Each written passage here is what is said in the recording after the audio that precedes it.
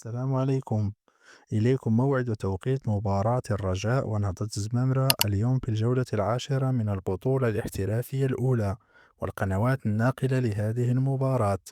ويحتل الرجاء البيضاوي المركز الرابع في ترتيب الدوري المغربي الممتاز برصيد 16 نقطة، فيما تحتل نهضة الزمامرة المركز الحادي عشر برصيد 8 نقاط. وستحتضن أرضية ملعب المركب محمد الخامس بالدار البيضاء هذا اللقاء بين نهضة الزمامرة والرجاء الرياضي اليوم الأحد 1 فبراير 2026 في تمام الساعة 6 مساء بتوقيت المغرب والجزائر وتونس، والسابعة مساء بتوقيت مصر، والثامنة مساء بتوقيت مكة المكرمة. وستنقل هذه المباراة على قناة الرياضية أشدي بتعليق هشام فرج إن شاء الله.